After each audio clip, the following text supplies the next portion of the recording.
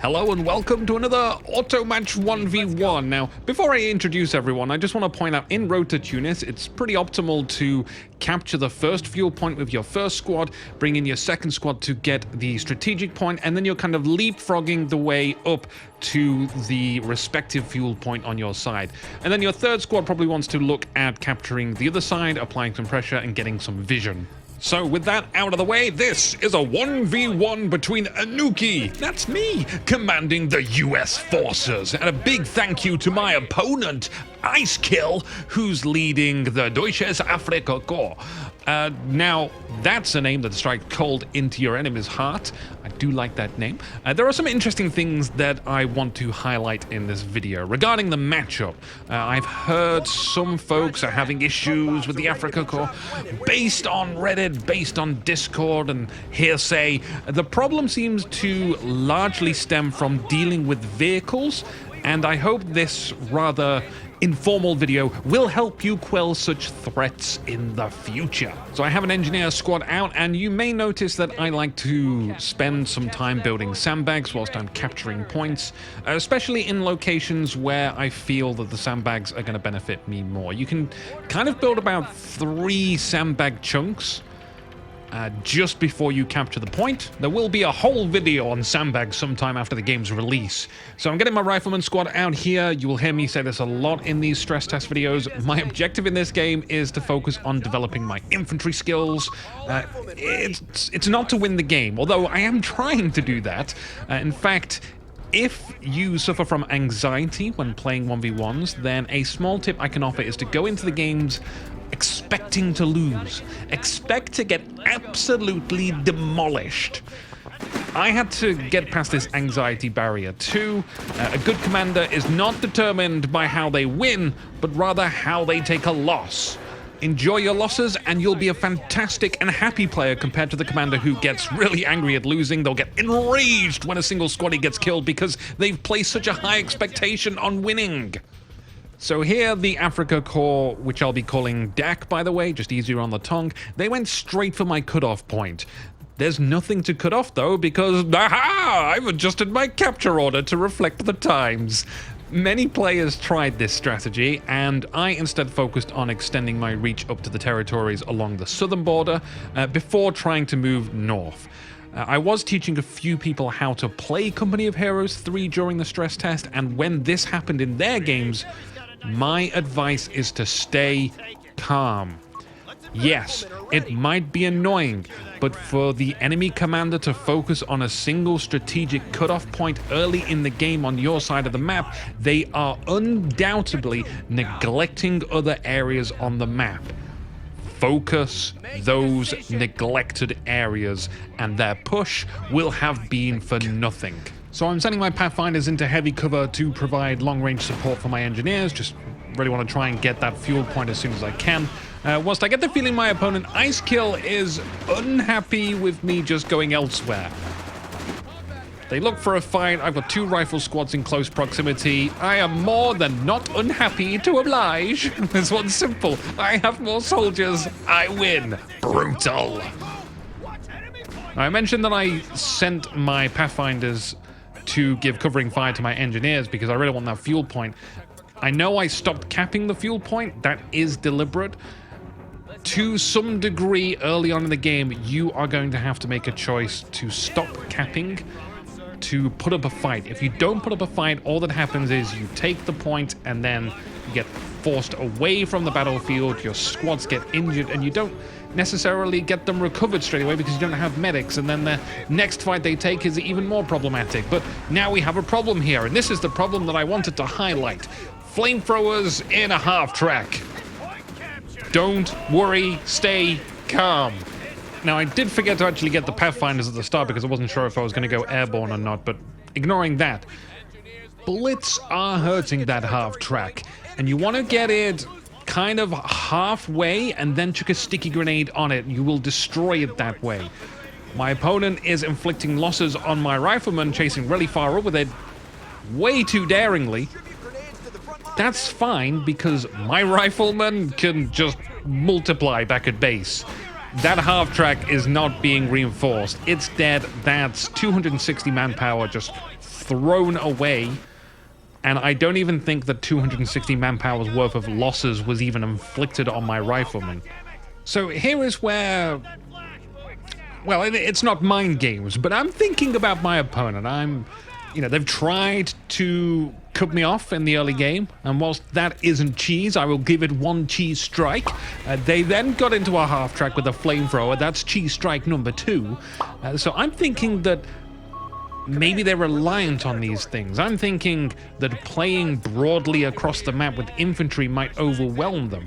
So I'm confident that I can push into the northern regions and play, let's say, more recklessly. You can see my squads are quite staggered out, so they're not going to be able to respond and help each other in a moment's notice, which I normally would do. We got some repairs going on that motorcycle.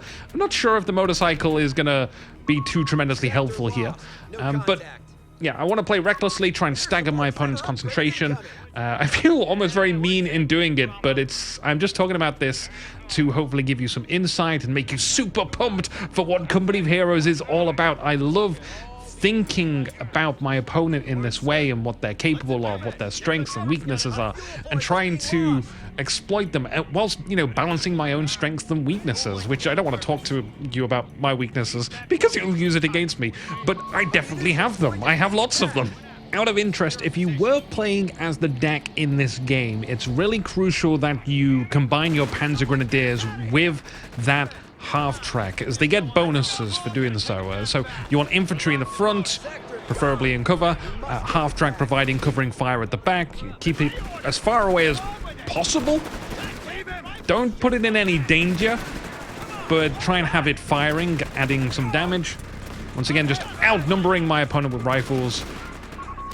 We're getting levels as well. Ooh, retreating into the grenade. So it's all about holding out as the DAK in heavy cover and assisting squads by driving them there into action. And then hopefully you can outnumber your opponent by means of mobility. You can see that I'm putting mines down on my strategic point, just in case that happens again. They seemed very eager at the start of the game. I'm not sure if they will try and return to that area, but if they do, there's a lovely set of mines there for them. I think mines are one of the biggest ways that you can improve your play on this map, because those strategic cutoff points are highly contested, and just dropping some mines there, eventually you'll get to a point that they've been triggered so much that your opponent doesn't bother. They might try and get a minesweeper up, but it's pretty tough to get a minesweeper squad there to disarm that. If you're wondering why I went the air support center, I just wanted to see some planes, maybe. The game was going pretty well at that point, so I was just like, I'll get some planes. I don't think it's the best. I think a lot of people say it is possibly the worst out of the options. I kind of disagree. I do think it's kind of situational, but I would agree if you had to make a statement of which one was the worst, you could definitely find more utility and use out of the other two choices.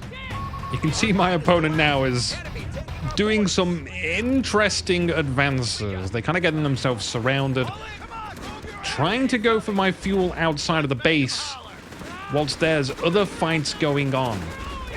As a general rule of thumb, fight first, capture later. Sometimes you can fight and capture. I commend my opponent for finding a bush to hide in whilst they do that, but their position leaves them fighting outside my base when the north side of the map is empty. It's good to fight here, but I'm fighting on favorable ground whilst my other territory is uncontested. And I'm starting to take this territory on this side as well. So, a lesson in strategy! What is strategy? I think the shortest answer I can give is, where are you fighting and with what? Whereas tactics is the how. The tactics is I'm sticking my squad here behind heavy cover, opening fire, all the individual motions. I'm going to advance along the bottom of the map with 2 rifleman squads. If I get engaged upon, there's a lot of cover to use, so it's great for my infantry to be down there. I won't risk my squads for land. I don't need either. The strategic decision is fight to kill, not fight to take land. We've got enough of that. But if my opponent ain't defending it, I'm gonna take it. So strategically speaking, in your own games, you really want to be exploring the map. You really want to be poking and prodding the left, the right, the center, because you never know, you might just be able to freely take some territory. So approaching 10 minutes in the game, time for another tech decision. I'm just going to go for a motor pool. I've got my veterancy on the squad, so I can use the increased damage. And I grabbed myself a mortar, but it wasn't exclusively because there was a machine gun out.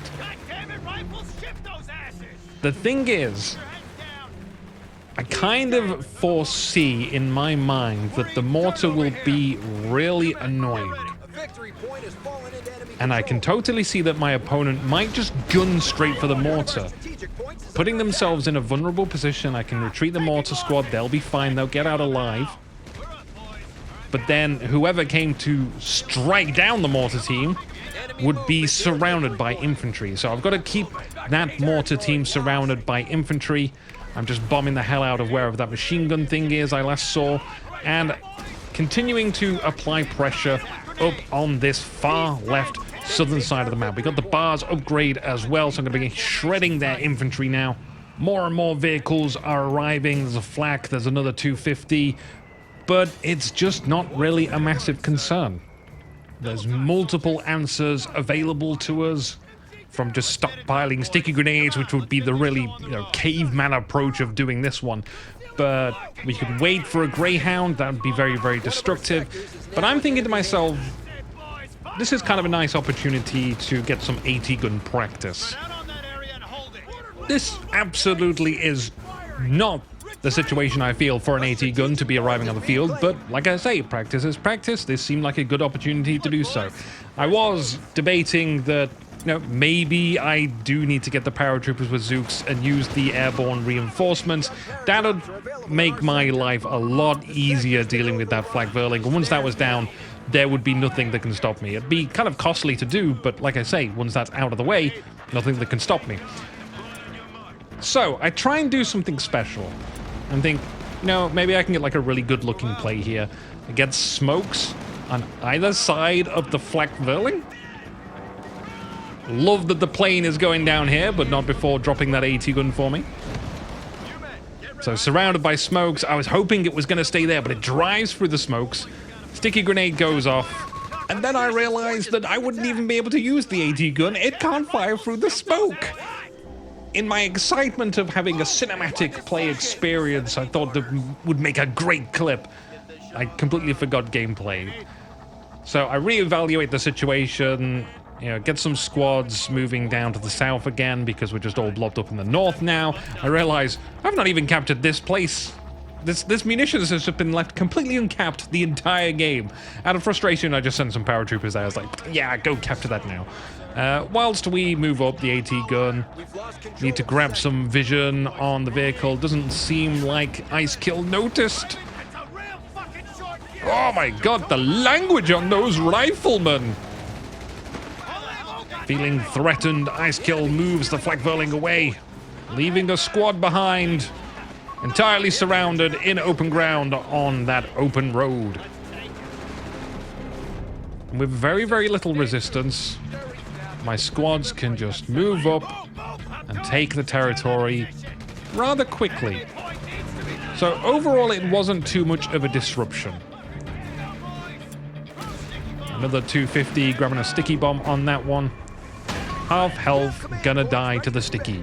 Hey, listen, I don't make the rules, but I'm sure as hell gonna enforce them with sticky grenades. Hold that perimeter while we capture. So we're past the 12-minute mark and there's no Tiger out. Everyone in the Reddit, not the Reddit, the Discord was talking about Tigers, 12-minute Tigers. Where's the 12-minute Tiger? I was promised a 12-minute Tiger. Where's my 12-minute Tiger? I want to fight that thing.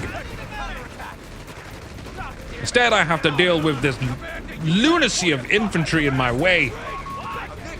Of course, the MP40s do hurt. The bars preferably want to be at range. See, I'm floating a bit of manpower now, and I'm just, I'm still considering what I want to do. I decide to just leave it there, pulling up, just to be kind of reactive to my opponent. I let them decide how the pace of the game will go. If they want to escalate it into heavier vehicles, I'm game. Let's do this. But if they just want to go infantry, I've got all the pieces of infantry I need on the board. I'll play with that. You know, I might bring in more paratroopers. I might bring in a sniper or something. You know, get a bit more diversity in the pool. I would have really liked to get a Jeep. I hovered over the Shafi there and decided, you know, I didn't really need it then. Just save up, tech up, get something bigger and better if I want it. Ooh. Do I wipe the squad here? Sounds like I do. Yeah, get something bigger and better, like a Jeep.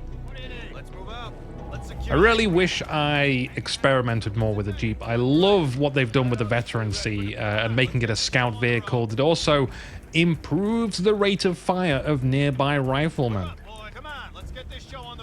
Seems like it'll be hard to keep alive, but I like that challenge. That sounds nice to me. I kind of hated the Jeep in Company of Heroes 1.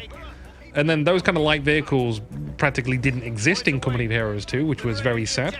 But it's nice to see them back and more thought out in Company of Heroes 3. So, definitely look out for more Jeep kind of play in the future and incorporating that into an early build.